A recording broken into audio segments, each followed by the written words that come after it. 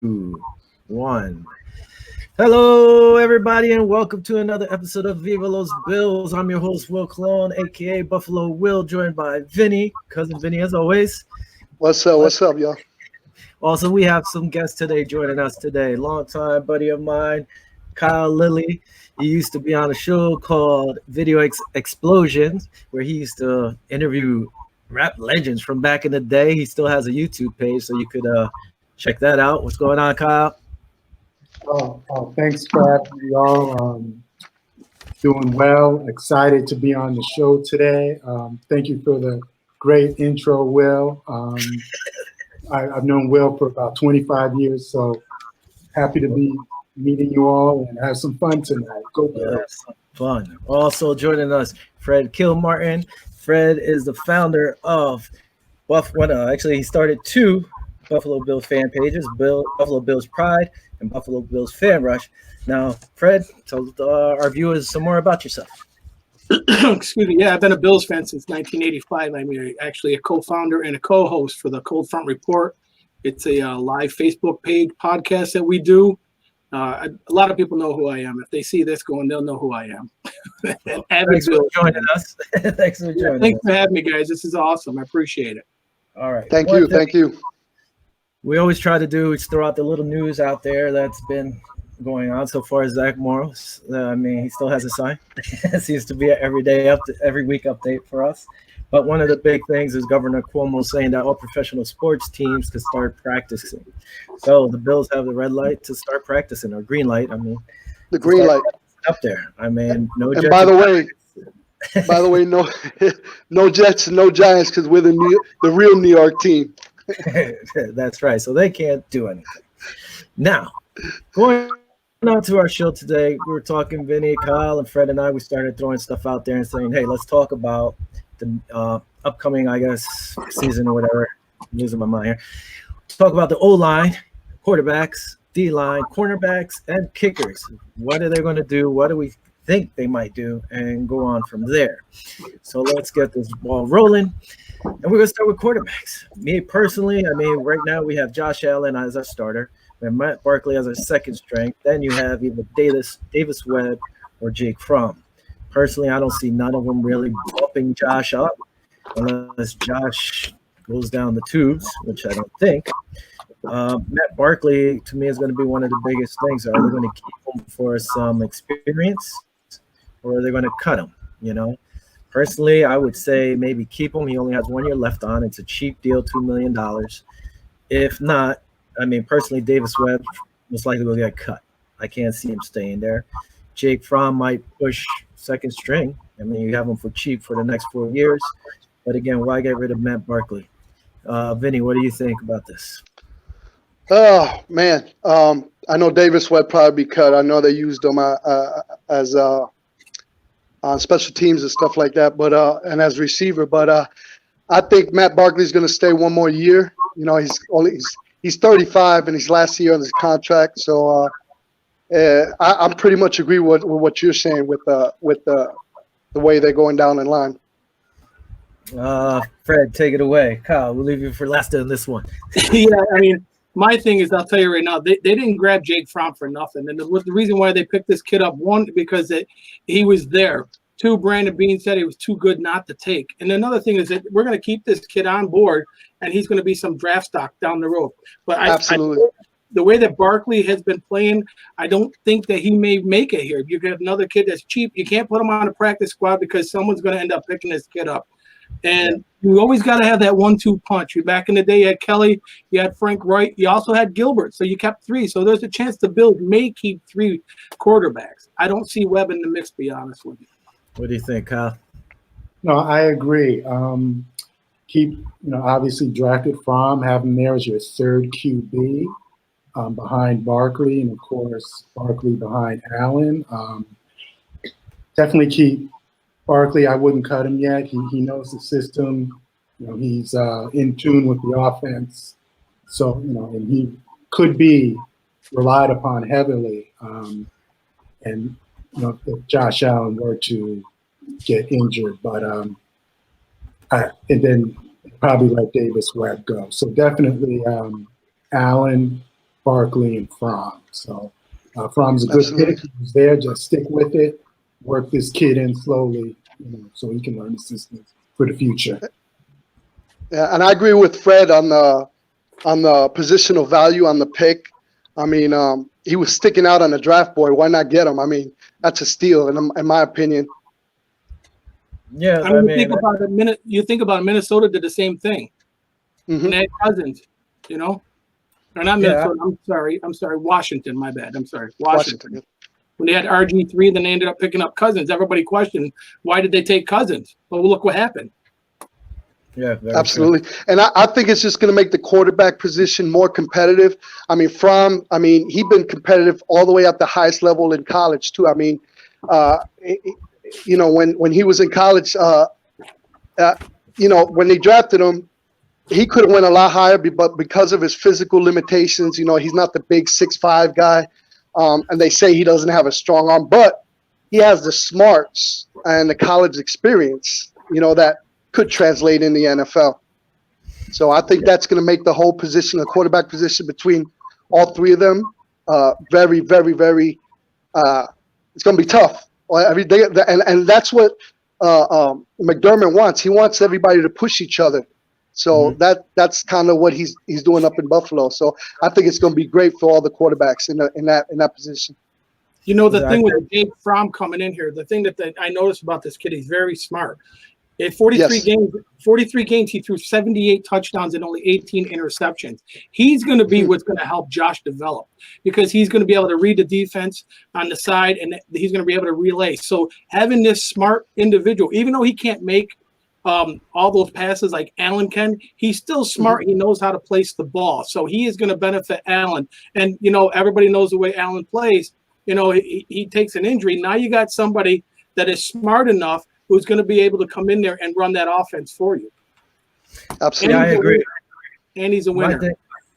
I agree. My thing, like I said, like you actually mentioned, was some of those throws you watched him throw in Georgia were a little suspect, and I don't think they're going to get completed. They might get picked off in the pros, but I could see him. If I'm McDermott, I'm giving most of the reps to him and Allen. And Matt Barkley is there more as a security blanket. That's the way I would go with it. The one thing that's not bad is if they did cut Barkley, it's only $200,000 for the dead cap, which I really don't like. But it's nothing. And I think for Webb, it was like $11,000 or something for dead money. One thing I don't like is how the Bills, like 2 years ago, had $50 million in dead money. It was horrible. Finally, we got rid of that. So, like everybody's, we're all agreeing pretty much.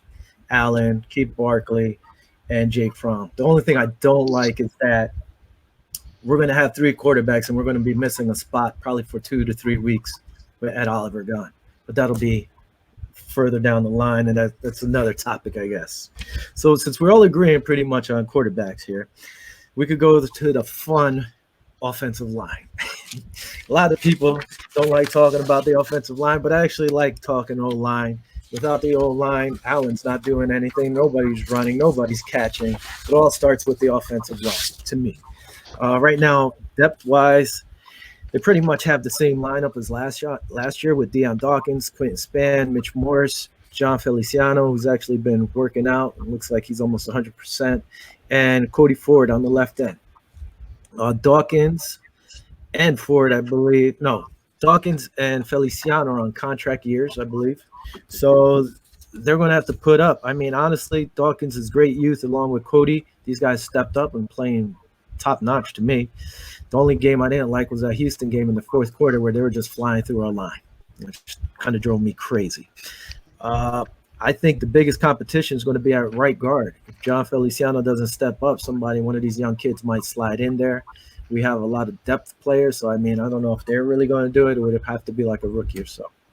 What are you guys thinking on this one? Who wants to go first? I'll actually take it first. Go ahead. We did pick up Darrell Williams from the Carolina Panthers, so he's probably going to come in and compete for that right side anyways.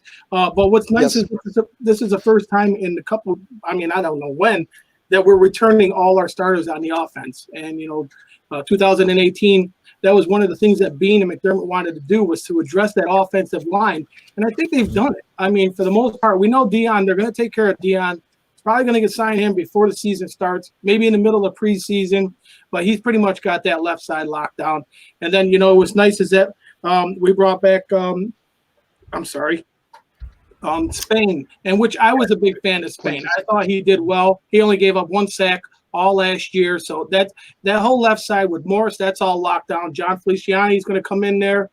And then you still got Spencer Long, Ike Boger on there, and Ryan Bates are still on the team. So they still have some offensive linemen and pieces to move around there. My opinion, I think Cody Ford should be kicked in at right guard. And if you're going to keep Neshke, I would put him on the right side, or let Daryl Williams play that right tackle. At Carolina, Williams was used on the left side because of injuries. He's stronger on the right side. He fits the right side of the offensive line better. So I could see him getting shifted over there and kick Cody inside at right guard. Oh, I mean, Cody played well out there, so you think, huh? I was wondering about the guy from Carolina to see where they were going to put him. There's competition straight down that line, which is great. And like you said, they're all coming back, which is another great thing to have. Good problem. 7 of these offensive linemen will be free agent next year. So let's see what happens. Kyle, what are your opinions on the O-line? I'm confident the O-line will gel. I thought they were pretty good last year. I know there was some problems in the Houston game. But I like Mitch Morse up the middle, re-signing Quentin Spain. Rahway, New Jersey, Dion Dawkins in the house. I think he's been solid since he's been aboard the team. I like Ford. Cody Ford, I do agree. Possibly move the right tackle. Again, Feliciano. And also Ty Ness, if I said his name correctly. Ty Ness. Yes. I know he was injured towards the end of last season. Am I correct? He did appear in the Houston game in the playoffs. I think he came in afterwards when the guy, what's his name, got hurt. Yeah, but I like him. He's a big body. He's solid. I think he's got to be. Oh, here we go. He was 6'8", 325 pounds. Man, I think he'll work out, and he's a big body up there. So I think they're going to gel, and they're going to do their thing. So I'm happy with the moves Bean and McDermott are conducted to keep this O-line intact. So I'm with it. All right, go ahead, Vin. What's your opinion? I liked what I think they should keep the starting 5 from 2019 as Dawkins as left tackle, Spain at left guard, Morse at center, right guard at Feliciano, and Cody Ford at right tackle. And I like that the kid Nis. I always say his name wrong. What's his name? Niski. I like him because he's kind of a swing tackle. He could work both sides of the tackle. So I like what they're doing. I like the way it's set up, the way it is right now, and I believe Williams could also be a backup at the right guard and right tackle, and then Feliciano could also kick into center if Morse went down. So there's a lot of these guys could plug in different places, which I like about it. And the depth is unbelievable. It's awesome. I just love the offensive line this year. I agree. Like I said, there's actually 7 free agents. These guys, 7 of them are going to be open for contracts next year. So it's a lot of competition. Hey, who wants to stick around and who doesn't? I know there was a few guys who just plugged in just for depth this year. Some might not make it. And some of the rookies, actually, I could see moving up in if they actually played to their potentials. Anything else on that, Fred, or are you good with the line?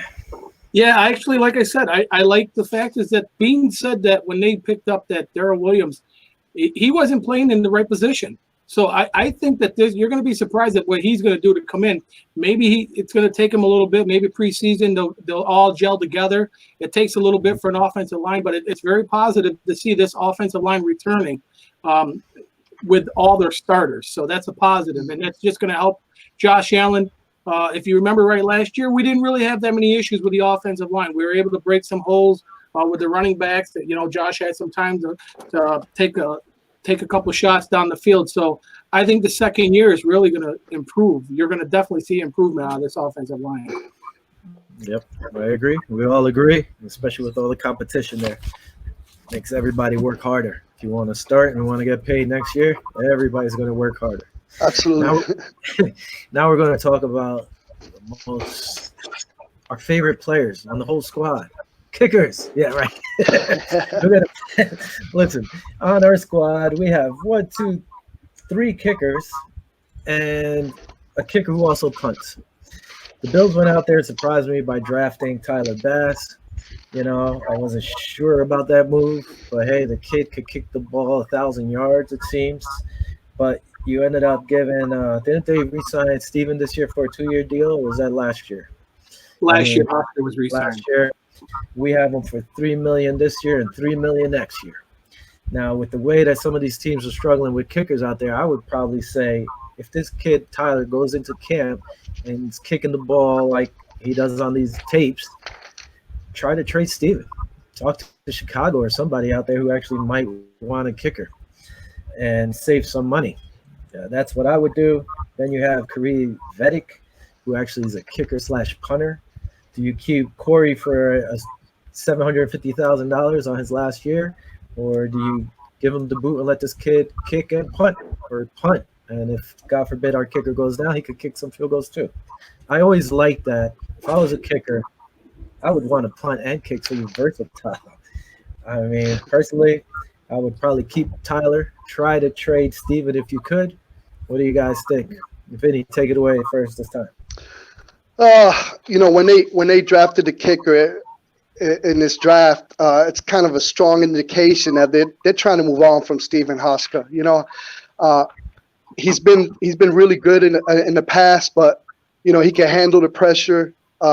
He actually holds the record for most consecutive kicks over 50 yards, but his power department has declined. You know what I mean? He was just 1 of 5 beyond 50 yards and 4 for 7 the year before. So you can see the decline in his power. So last year, he wasn't able to kick, 55 yards as much as before. But 50 yards in, he's pretty accurate. So I think once they brought in once they actually drafted this kicker, is because in my opinion, Steve Hauschka's decline. So all right, what do you Fred, think, what Fred? do you think, bud? The thing with Stephen Hauschka is that he sustained an injury the year before against New York Jets, where he took a cheap shot. And ever since then, he hasn't been right. We actually lost the Cleveland game because of Stephen Hauschka. I mean, you got to look at this. The guy is I know they haven't said it, but I know he must have a back injury or something. He hasn't been as accurate as he was. The streak of 50+ was broken last year. And then you bring in this Tyler Bass. All it's going to do is it's competition. And, competition Absolutely makes us all great. But this kid is no slouch. I mean, he has 93% of his kicks between the 30 and the 50-yard mark. And so, I mean, he actually kicked 114 of 116 extra points in college. So he can kick. I don't think they're going to let go of Borquez either. Borquez was always considered the Josh Allen of kickers before he come out for college, because he does have a deep foot on punts. I think he just has to get used to the game and to the wins up in Buffalo. But I can definitely see Hauschka maybe seeing some trade. Maybe they let him go, just before the season. If this kid, Tyler Bass, comes in there, because he's been kicking 50, 60. He just hit a 63-yarder with ease. Yeah. And then he went on record saying that he had a 71-yarder with the wind behind him. So, I mean, wow. It's going to be what this kid can do in the preseason. If he's good enough to push Hauschka off this roster, I see them moving on with Stephen Hauschka. I can see it. Yeah, Absolutely. I agree with you. I agree with you. Did you see the video of him kicking the ball? Yes. A 50-yard field goal without even taking a step, just kicking straight up. That's very impressive. And also, he's in college, he was a touchback specialist. He racked up 55 touchbacks on 72 kickoffs and had 52 touchbacks on 76 kickoffs in 2018. So this kid actually knows how to place the ball too. So which is incredible for being so young. Yep.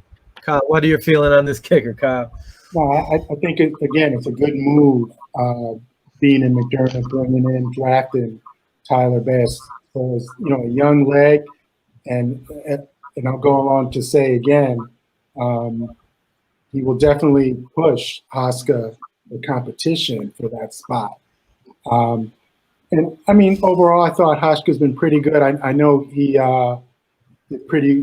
okay in the playoff game against Houston, even though we didn't win the game. But I still think, looking for the future, having a young Tyler Bass on the roster, drafted to compete again, the stakes are high. I think, again, McDermott, he wants everybody to work for every position on that team. So it's a dogfight, whoever's the most hungry. So I think it'll be a good competition, but we'll see what happens. But I like the move. Who do you think is going to win the spot, Kyle? Come on, man. What do you think, Kyle? I'm going to give an edge to Steven Hoska at the start. Let's see what happens as the season progresses, because anything could change. This is the first time we're all three of us are agreeing, and you're disagreeing with us, Kyle. I can see, like I said, for starting, Hoska $3 million each year. You're gonna, if you do cut him, you're gonna end up with $1,250,000 in dead money. Well, for me, to be honest with you, I think McDermott lost confidence in him. How many times did the Bills go for it last year on fourth down? They don't have the confidence in the guy. The extra points that he missed. So you know what? I agree. When you lose confidence of your kicker, that means you got to move on. And what they're going to do, they're going to hang on to him, because I don't know who said it. Maybe Vinny said it. Trade value. On it, that there's not a lot of kickers in this league right now. That's and right. You think about it. The Patriots alone went through 3 last year? Everyone's having a problem with a kicker. But you got somebody that could make some of those kicks. He's valuable to you. But you bring in Tyler Bass, he ain't going to cost you a lot to keep him on the roster. Nope. I mean, it's low money there. And like I said, kicking was rough last year. I mean, I know the Barrett sound, I believe it was Brown or somebody in a 2-year contract. But again, they didn't trust their guy. A lot of teams aren't trusting their kickers. And last year, there was times, like you said, I'm watching the game and I'm texting Kyle and Steven's going up. And I'm like, man, is he going to make this or is he going to blow it? You didn't lose that. You weren't 100%. Like, say, a year before, you were like, nah, he's going to make it. He even missed a few extra pointers, which drove me crazy. I think Fred hit the nail on the head. The head on the nail, sorry. I don't think McDermott is confident in anymore. I don't think he's confident in Money Hoska anymore, and I think that's why they brought in Tyler Bass. Plus, he was right there. They had been watching him, and he was right there for the picking. So, just like you said, Fred, if Tyler Bass can do good in minicamp and do good with the weather, I think he might be our guy and use Hoska as trade bait. What do you think about that, Fred? Absolutely. I mean, I'm telling you, before this season, before preseason, McDermott is going to make a trade. Someone's going to get traded off this team, and he's going to pick up some more draft capital for the 2021 draft. Because I'm telling you, he does that. It might even be Cody Ford. I don't know. I mean, it could be somebody that's going to get, because we let go of Teller just before the season last year, and we drafted Teller, and we got rid of it. He went to the Cleveland Browns. So Hoska's job, I do not believe his job is safe. I just don't believe it. What about the kid Vedvik? What about Vedvik? Where does he fit into this whole equation? Do you think they keep him as a punter, as a kickoff, or on kickoffs? What do you think how's he gonna fit in this equation? I think he's just a camp body, because I think if you watch Corey Borquez last year, as the season went on, he started getting stronger. He started booming them balls, and that's the way he did in college. So you still got a young punter in Borquez that you're not paying a lot of money to. Now you bring in a young kicker, you're not paying him a lot of money. These are special teams, and this is where we struggled the last couple of years on special teams. Now you're building that special teams up. So I don't think that they're going to keep the other guy. I think they're going to end up, he's just a camp body just to push these other guys. Maybe he's for competition for Borquez to make him punt a little bit better. But I just, I wanted to bring out a point is that, after the Cleveland game where Hoska, his comment after was he wasn't feeling it. So we lost to the Cleveland Browns because he wasn't feeling it. And what's pretty sad is that the following week against Miami, we all got excited as Bills fans when he kicked 2 in a row. We couldn't believe it. We're all like, we were posting up. Hey, He made him. just made 2 in a row. Yeah, it's pretty bad when that happens. Quick thing, Oz is saying over here, teams treat kickers as a dime a dozen. They get no love. That's why we're giving them love right now, Oz. By the way, Fred, that's my brother. Don't forget, Before, the Patriots got rid of their kicker, Gutowski, right? Was that his name? They let him go last year. Yeah, but they went and drafted a kicker too this year, like us. Yep. Another thing, Juliet Diaz said, "Go Bills." That's my girl, by the way. That's why you saw that sexy mug of mine on the corner. There you go. That's a young Will. All right, so let's move on. I mean, kickers, it's crazy when you actually have some competition there, which is good. And you might be able to trade them and get a pick or two, hopefully. Hopefully they don't just wait for them to cut them and we don't get anything for them. I'd rather have something than just dead money in return. Now we're going to move up to defensive linemen. On the D line, man, we have a lot of depth this year. The one rumor everybody keeps saying is possibly trading Trent Murphy. I mean, personally, I think I would hold on to him. You want that depth there towards the end of the season. He stepped up. He started playing better, like what they expected him to play. You know, I believe he's on his last year of his deal. Another guy. Why cut him, get dead money if you're going to cut him? Or, I mean, later down the line, you can trade him possibly. But, again, not just to cut him. I hate cutting these guys for nothing, especially, like I said, he stepped up last year. You added Mario Addison, right? Was the guy they added? Yep. You still have Jerry Hughes. He has 2 more years on his contract.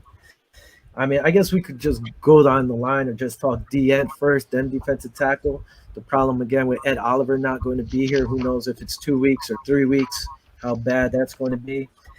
Other guys are going to have to step up. Right now on the depth chart, they have what? They have it as Trent Murphy, Starr, Letullier, Ed Oliver, and Jerry Hughes. Honestly, I'm not sure if Starr is going to make this be our starting defensive tackle. He might be for the first 2 weeks with Ed Oliver being out. I could see was it Harrison Phillips probably getting in there, fill in that spot. You have Vernon Butler, but who knows? And then Quentin Jefferson is a guy I could see moving from DN to defensive tackle. He has played defensive tackle sometimes while he was in Seattle.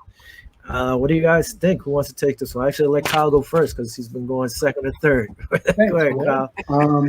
Well, as you all know, Phillips is in Arizona now. He played for the Bills last season, and he led the Bills in sacks. Lawson's down in Miami. I think Jerry Hughes, I read reports he was banged up last season, and I didn't think his production was what I expected last year. I think he'll come back strong this coming season. And I think, AJ's going to start. I think he'll get a starting spot. Murphy, I think, had around, 5.5 sacks last season. I hope Murphy can stay on the squad. I think he came on more towards the end of the season, but I'd like to see him stay, Murphy.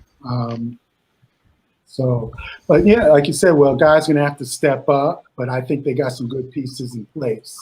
Again, especially with Phillips and Lawson on other squads right now. So, but I think so you actually think AJ could get a starting spot this year?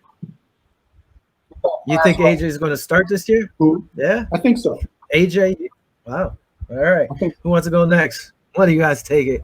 I mean, hey, here's the thing, though. You guys are missing out. You forgot about Daryl Johnson too, that we drafted last year. Daryl Johnson, I like Daryl Johnson, and he's a beast. The thing is that he's young. There was a lot of talent in front of him, so they kind of was moving him along. Ed Oliver missing him, I don't think it's going to drop off. And now it makes it even more obvious why they signed that Vernon Butler. Because if I'm projecting, I already said that I think Ed Oliver is probably going to miss. He's probably going to miss 3 games. But you're not going to miss it because you're also bringing back Harrison Phillips, who's healthy now. So he's coming in. Now you got Butler, you got Addison. I mean, and then, you signed Quentin Jefferson. And then you throw in Daryl Johnson, and then Epinesa, then you got Hughes, and then Murphy. So you got a lot of talent still. If anything, our defensive line just got meaner with the addition of Addison and Jefferson. Mm-hmm. These guys are guys that come in and play and have and then when Ed Oliver comes back, the kid knows he made a mistake. When he comes back, he's going to be hungry. He wants to redeem himself. And I can see that he's probably going to have close to 9 sacks this year. So this defensive tackle, our defensive line is stacked this year. I think we're going to get more sacks this year than we did the last couple of years with McDermott at the helm. All right, Vinny, take it away. You know, our base under McDermott has been a 4-3 defense, and we use a lot of nickel formations as well. Just touching, I agree with everything you said, Fred. And the only thing I think that I'm going to add to it is when Oliver misses out in them 3 games, I think Vernon Butler is going to take his spot. What do you think about that for those 3 games suspension? Yeah, they're going to do what they usually do is they have a 5-man rotation that they do for the DTs. And then you got your DNs that do the same thing. So you're going to throw him in. You're probably going to see maybe Addison rotating in there. Then you're going to have Epinesa that's going to rotate in there. You know, Starr's going to rotate in there. There was one other one I'm missing. I can't think of it right now, but they're still going to have that same rotation. You're not going to miss a beat. Don't forget you got Harrison Phillips coming back. So, I mean, he's not going to miss a beat either. So, that's one guy I'm waiting to step up. Phillips. You got to look at our first game that next level, you know? Yeah, the first 3 games that we're playing against, we got the Jets, Miami, and then the Rams. So you got 3 quarterbacks that you can come and get pressure off the edge. You can push fire up the middle. So not having Ed Oliver for the first 3 games is not going to really hurt the Bills as long as we put points up and our defense eliminates any big plays and doesn't let these quarterbacks eat us up, you know. Absolutely. And I think I agree with you with those 3 games that as long as we come with a speed rush that we should be okay with, especially with Daryl Johnson. I mean, this guy's a beast. He was a 7th round pick, and he's going to be a real contributor, I believe so. And the interior of the defensive line with a speed rush with Quentin Jefferson, he actually led the Seahawks with the quarterback pressure. So the interior is going to be, I mean, the whole defensive line is going to be awesome. I mean, we got depth and we could plug them in anywhere pretty much, you know, and I think this kid, AJ Epinesa is going to be, once, like you said, Fred, once he gains a little bit of weight, I think he's going to be one of the forces to be reckoned with. Yeah, we also have Vincent Taylor that's on the team still. That's the one that I was thinking about. Vincent Taylor. So okay. Still have him in the mix. Those would be your rotation: Oliver, Starr, Vincent Taylor, Harrison Phillips. So I mean, like I said, you know, with Oliver not in there for a couple of games, you're not going to miss a beat. I just think that this defensive front right now looks better than it did last year. And the only reason why I say that is because a lot of times Jordan Phillips played like a kamikaze. You know, he did a lot of things on his own. He didn't really follow the game plan. That's why he drew a lot of penalties. I think we're going to be a little bit more sound and gap responsibility. You know what I mean? I think we'll be better this year.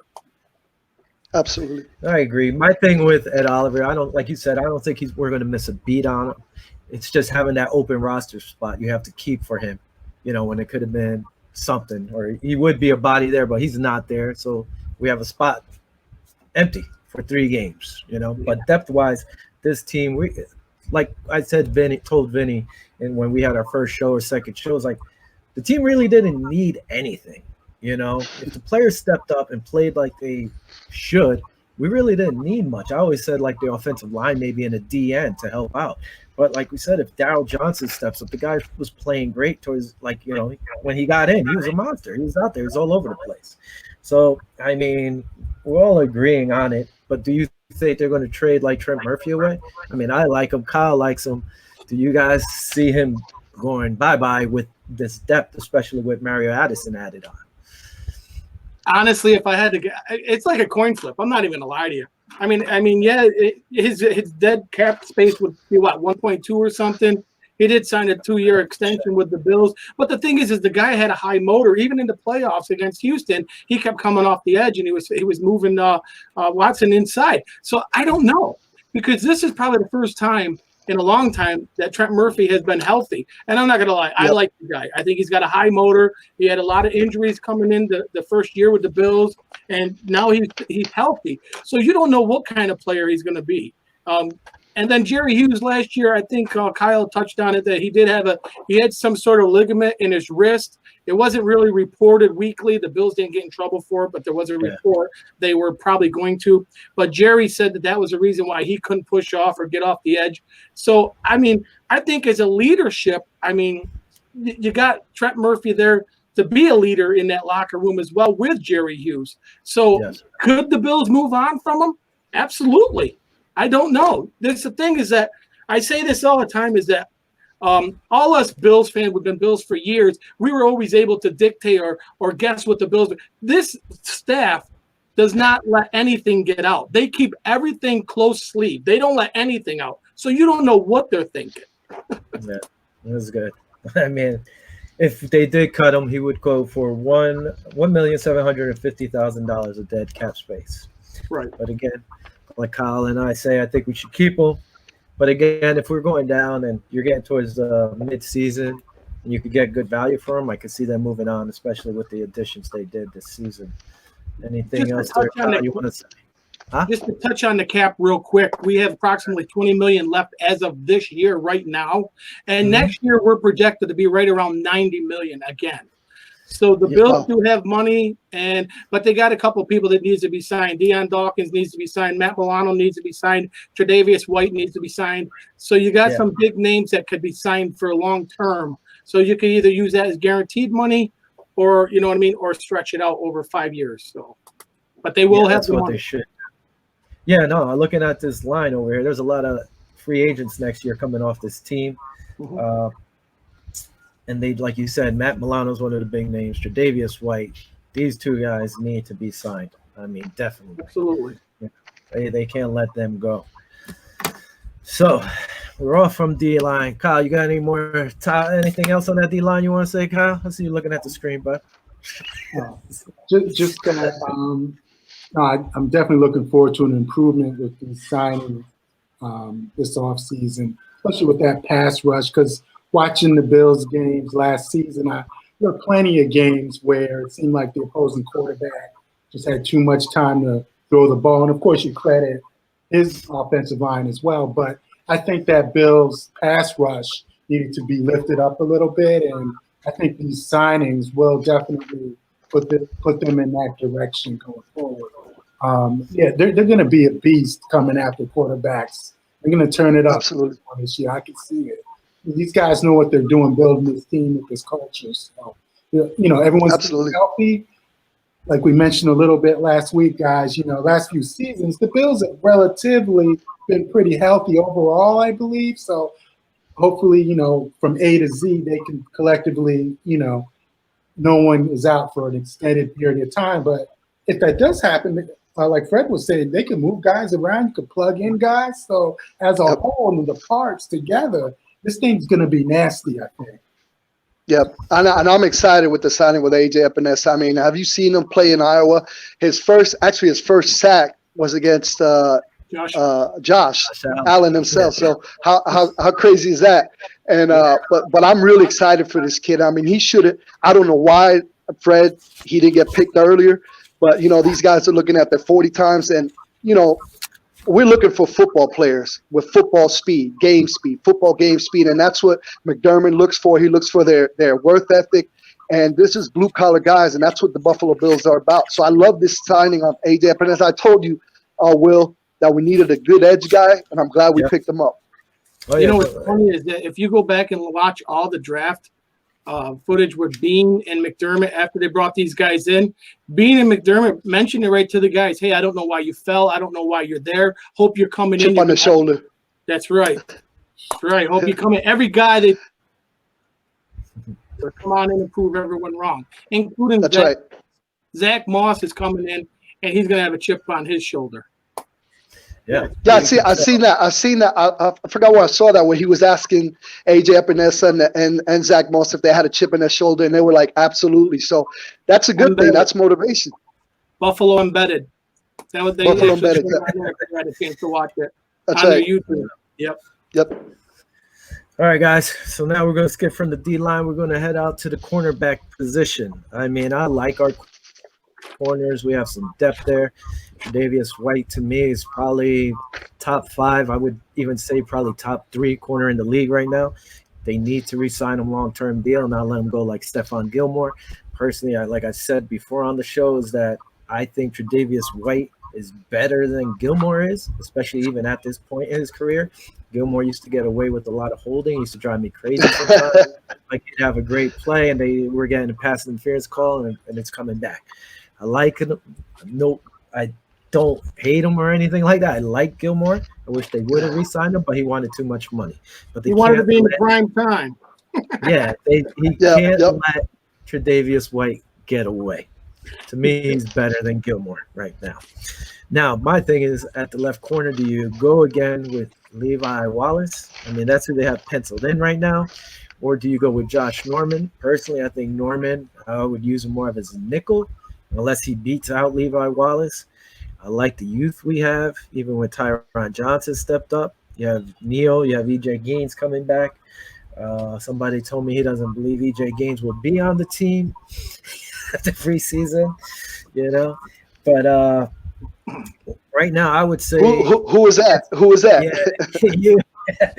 I would say Levi probably gets that spot unless Josh really steps up. I mean, what do you think, Vinny?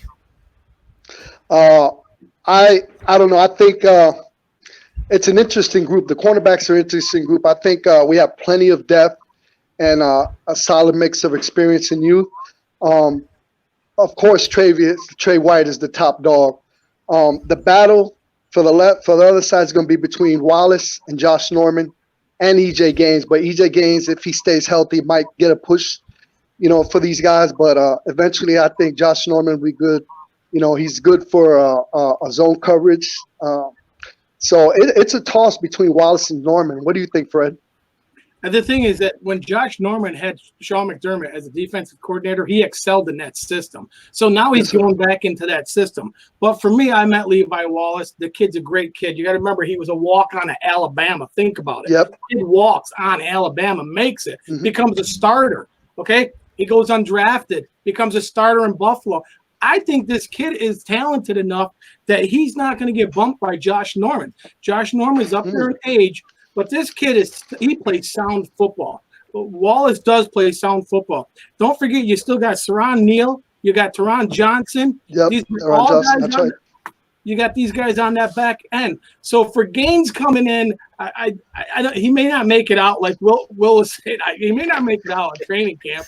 I think he was there. They picked him up, for again. So, but I'm excited. I like the fact that Josh Norman is going to come in here.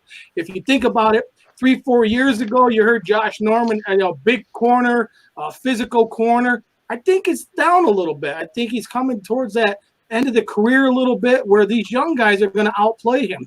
But what's nice is he's going to bring that leadership again to the locker room, got that leadership, and he played his best football under McDermott. He knows the system, and it'll help these young guys out.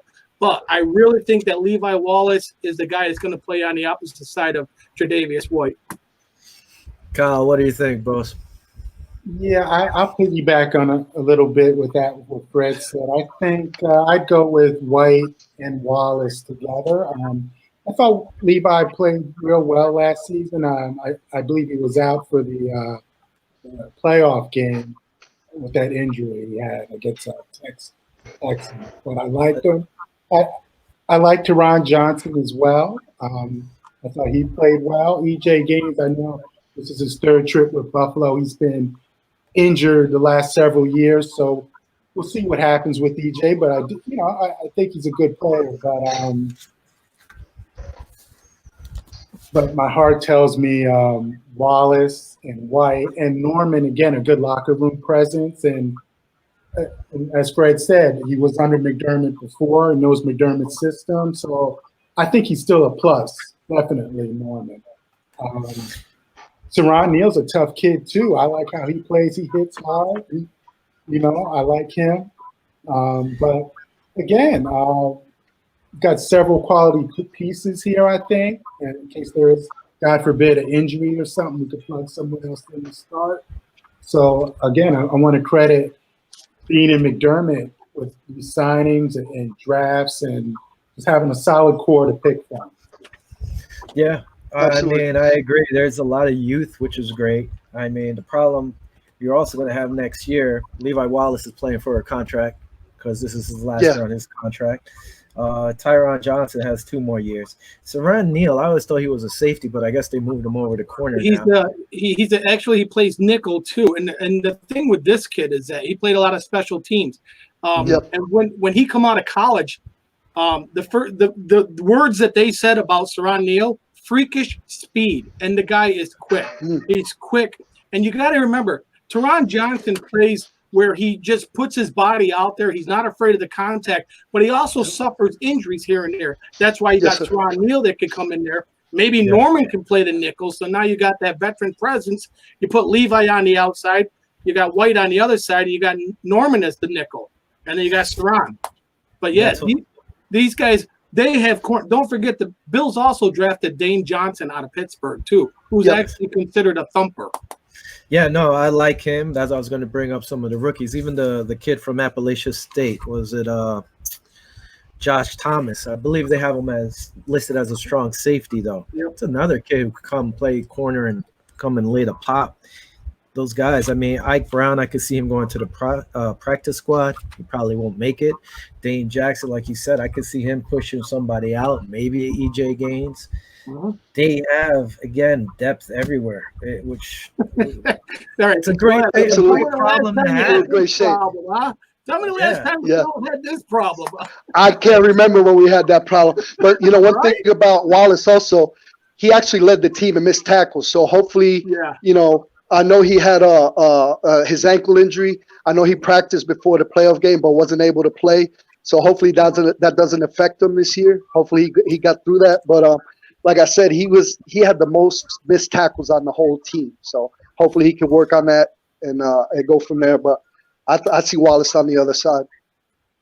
Yeah, I know you were a little hard on Wallace on 1 or 2 of the shows. You were saying you think he was going to get bumped. You know, listen, Wallace is a guy that's seen adversity, and he dominated adversity. I don't know.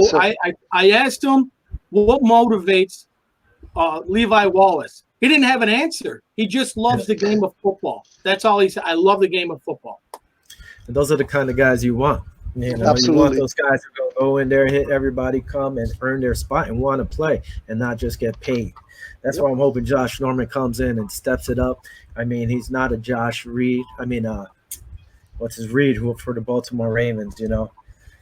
I could see him like that more as a talent, and he has all the experience and he can help these rookies. Hey, man, look, be here, be there. This is where you need to be. And I can see him doing that. I can see him also with the pride that he has. Hey, I want to start and try to step up, you know. But again, like we said, there's a lot of depth there. I mean, it's a good problem to have. I mean, you think about it. There's some players on this team that are going to get cut. That's what I'm saying. It's pretty sad. That's what we're trying to figure out who it is. Good luck. Yeah. I mean, that's why we got you on the show, Fred, to see if you could clear that up for us. But obviously we can't. I don't have any insight to help you on that one. It's crazy. There's a lot of talent, and these rookie kids. These kids are coming up also. I mean, looking next year, you have 1, 2, 3, 4. Only 4 guys who don't have a contract in our back and our corners or safeties. Yeah, well, they're going to probably Poyer just got re-signed. He signed for another 2 years. Micah Hyde this year. They'll probably re-sign Micah Hyde, maybe. Micah Hyde has 2 this year and next year still on contract. Yeah. So, I mean, Tre'Davious Poyer. They picked up his 5th-year option, so he's going to get $10 million next year. Tyron has 2 years. Neal has 2 years. EJ Gaines, which he's not probably going to be back after next year. Wallace is on his last year. I mean, Jaquan has 3 years. Dane Jackson, they signed him for 4. Josh Thomas, 3. Cam Lewis, I'm kind of drawing a blank on Cam, but he has 2 years. Ike Brown has 3, and Garrett Taylor has 3. So, I mean, there's pretty much set unless they're going to bring back Levi Wallace. Well, some of them guys are special teamers, too. Yeah. But I mean, these guys, like the rookies, could step up next year and probably challenge some of these other guys. Well, you figure the Bills have been drafting. They've been averaging what, 3 starters out of the draft. Yeah. So, I mean, that's what they've been doing. It's 3 to 4 guys they draft in the draft. They end up becoming that year's starters. A starter. Yep. Yeah. And they're pretty much everybody except what was it, 2-3 guys maybe are on the team that this new regiment have drafted. They're all here. Nobody's really. Have you seen the roster age? I mean, yes. I think this is a very, very young team that we're talking about. This is a team that made the playoffs 2 out of the last 3 years, but they're very, very young. We don't have a lot of veterans on this team. Nope. So but this team's going to be together. They're going to be together for at least another 3-4 years. But the good problem we have, which Kyle and I always text them during game day. Now I could text a lot more people because usually it's just Kyle and I, not that many Bill fans over here. These guys, they all play. They play tough. They're playing almost like veterans, even though they're not. 2 years in, and they're playing like top guys in the league. Our linebackers, to me, can match up almost with anybody. And here's another thing to throw out to you guys. This is a returning staff all the way across. Your offensive all across the board. Coordinator, your coaches, all your assistant coaches, everybody, position coaches, they're all returning. I think there's only like 3 or 4 other teams in the league that are returning all 3 years, all their staff. So that's another thing that helps with this pandemic that's going on is that they already know the system. Yes. Yep. That it's a good thing. I mean, Kyle could say this. Even Vinny, afterward at Houston game, I was like, part of me didn't want Brian Dable to go. I was like, no, I don't want him to go. After that Houston game, I was like, get the hell out of here. Go. Especially after the second half change of calls. It was like we were whooping that butt. And then what happened in the second half? He became conservative. He just pulled the throttle. Yeah. And then when they were blitzing the hell out of us in the fourth quarter, it was like, put a fullback. Put a lineman as a running back or something to slow down that run. I mean, Kyle, right? Yeah. How many times was I just texting you, going back and forth? It was crazy because you know how the game started. The Bills and Allen went right down the field and scored on the first drive. You're excited. The lead they had was okay, but in a playoff game, it's 2 halves. Can't take your foot off the gas. Yeah, absolutely. Unfortunate, but I think continuity, like Fred was saying, with the staff coming back in full force, the pandemic, obviously, these guys in the house together, they know the system. It's going to be absolutely. Yeah. I know me and Will bumped heads with Daboll. He wanted him to go. I said, listen, you got to give him a couple more years. Josh is pretty much tight with him, knows the system, and why get another offensive coordinator to have Josh, start all over again? I think with the addition of Ken Dorsey. That's right. I'm telling you, if offense struggles this year, Daboll would be the one gone. And the only reason why I say that is I bring up the Eagles game. Okay, we played the Eagles in Buffalo. We got a butt whipped, yep. Well, here's the thing. Dallas Cowboys played them the Dallas Cowboys played the Eagles the week before, put 210 yards up on them on the ground. They come to Buffalo, it's drizzling, 25 to 30 mile per hour winds, and we threw the ball 50 times. Yep. Who game plan that? Yep. Yeah, I agree with you. But I think with the addition of Stephon Diggs, I think it opens up the playbook a lot more for play action. For oh my God, I mean, just think about it. We got Diggs, Brown, and then we have Moss, Singletary. So that's going to open up a whole lot of opportunity for play action. I think Josh, if I know he's been working out in California with the receivers, he's been working out in Miami. So if he could gel with these guys and get a real better, accurate, deep ball, that's going to open up a whole bunch of stuff for play action. I'm excited. I'm excited. If they do what they got on paper right now, and if they can translate it into play, I think we're going to be a force to be reckoned with in AFC. And the player that takes the next step and becomes irrelevant in this offense and becomes a stud, Dawson Knox. I like Knox. Yeah. No, I actually do. Absolutely. I mean, he's going to be the one that's going to benefit it, if you think about it. Because if you got Bees in the slot, you got Diggs on the outside, John on the other side, who's covering the tight end? And you got Singletary and Moss. Someone's got to cover the tight end. Yep, and Knox is a beast too. I mean, you seen how he was chucking people? If he could keep that intensity. The Bengals game, he looked like Shockey. Yeah. Cincinnati, yeah, he was rolling over the guys. Yeah. I mean, you know, it's a good problem to have. Allen's a threat too. Josh Allen's a threat too. Absolutely. Running over people. But he scares me though. Hey Kyle, he scares me. Sometimes when he's running high. Every time he runs like that high, I'm like cringing, like, oh, please don't get hurt, please. And he's taken some good hits. A couple of end zone hits that he's taken have been pretty solid. But he's a tough kid. So as long as he stays healthy, I think we're gonna go push deep into the playoffs. Hopefully, host He's the got to game. hang on to that ball too. He's got to protect that ball. Yeah, absolutely. He's a little reckless, but look, he's going into his third season. He's made improvements so far. He's just turned 24. Some people, were saying, "Oh, get him out of there." Look, he's going to learn through his mistakes, but the tools are there, and the staff's going to work with him. Absolutely. No, he's gonna improve even more. He's making strides. He's a winner. He wants to win. That's the thing. Yes. You can't blame the guy. He wants to win. That's the thing. And what I noticed with Josh Allen, and I've said this several times, is that throughout the season, he improved on his mistakes week to week. So that's the best. That's what you want to see. I mean, you think about the first year. Remember, he's rolling out instead of throwing it away. He's trying to make a play. He's throwing the picks. Yep. Then he eliminated that. He started going down a little faster, started throwing the ball away, or he's even throwing it in the dirt. So he's learning. Yeah. That's the biggest thing. The kid to learn. That's all he needs to do. I agree with you, Fred. He's improved. Sorry. Yeah. Go ahead.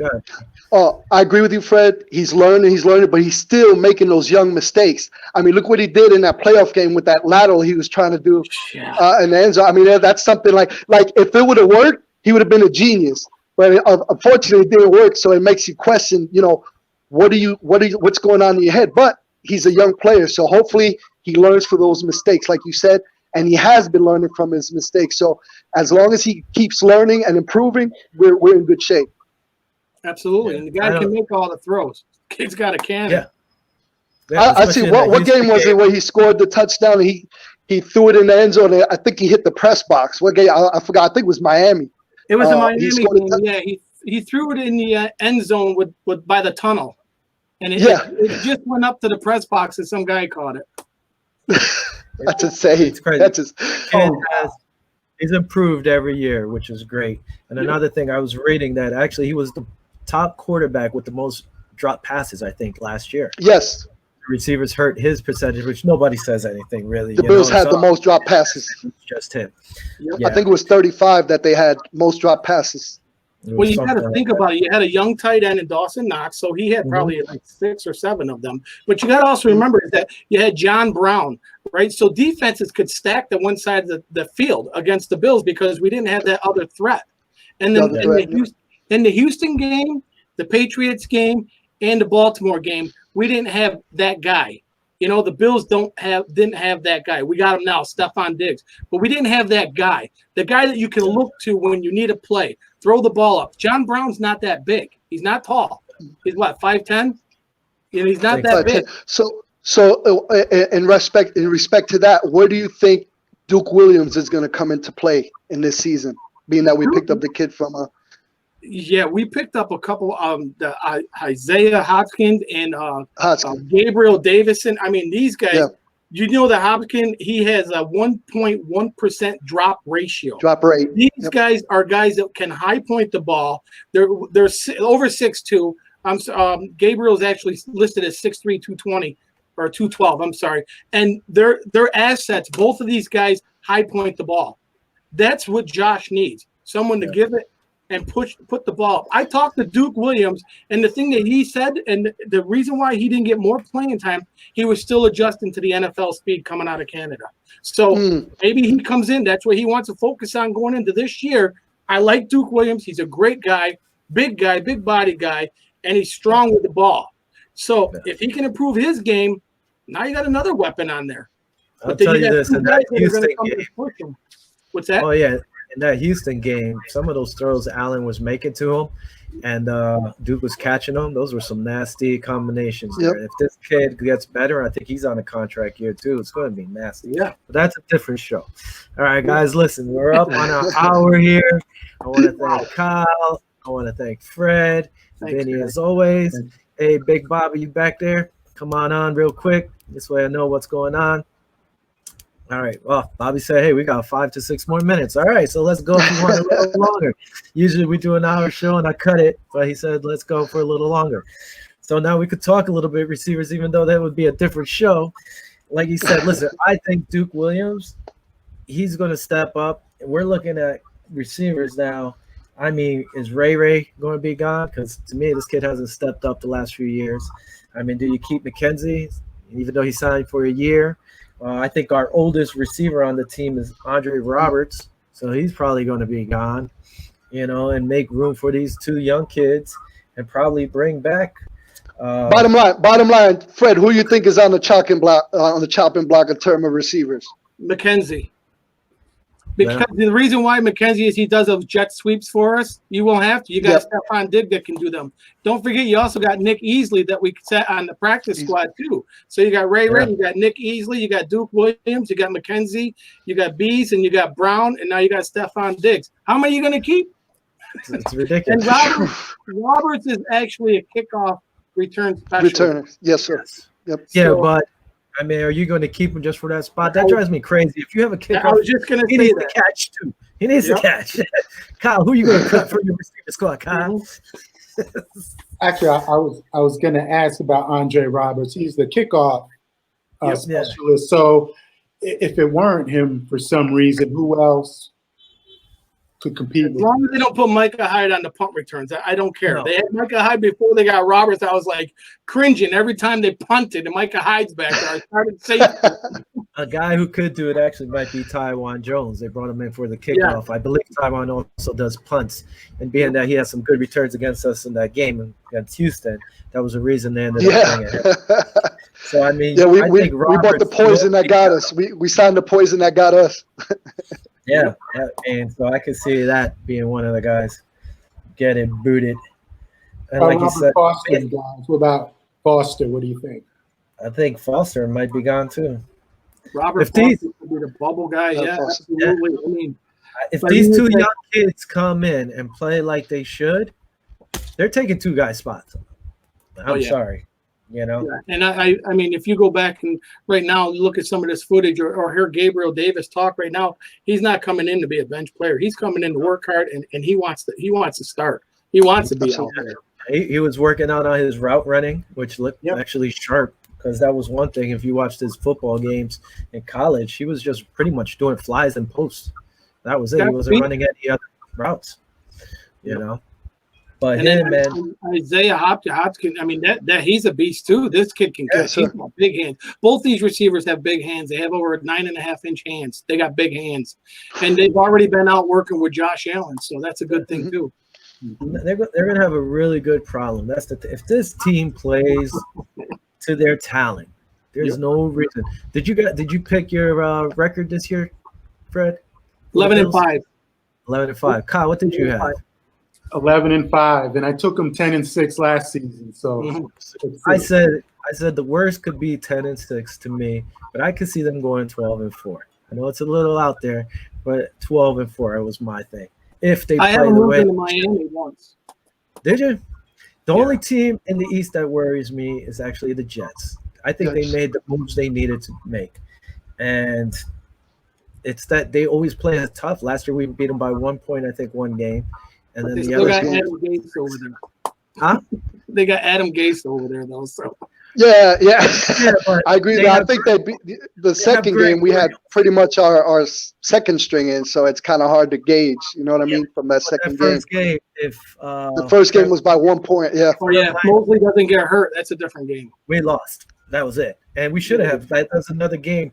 They drove and shot themselves in the foot. I think the first 3-4 drives. They were moving the ball. We had 4 turnovers in the first half, and they couldn't do nothing with them. Yeah. So I mean, it was hard. Usually when you have 4 turnovers, it's curtains. So we did well in that game.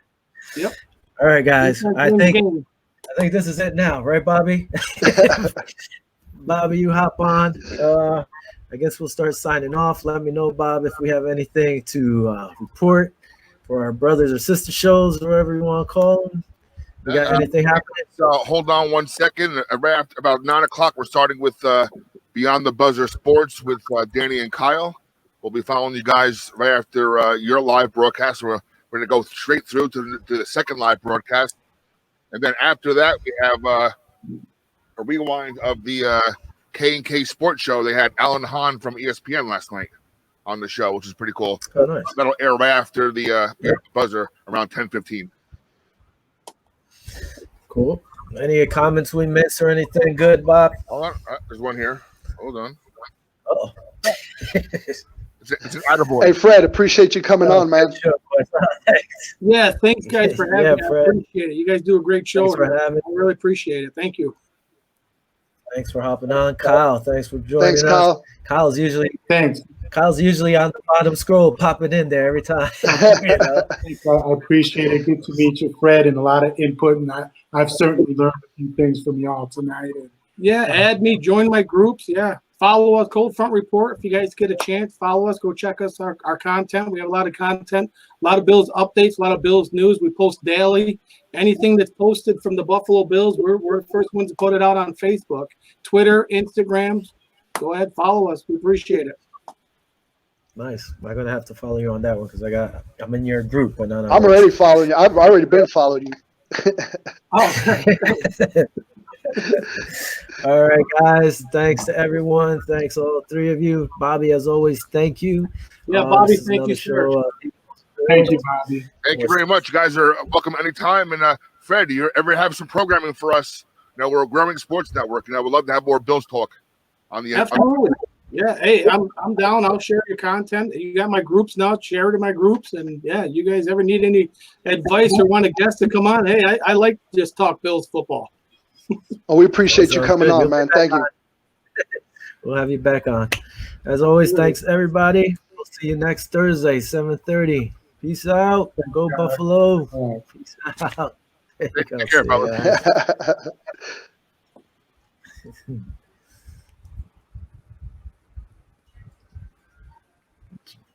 Yeah.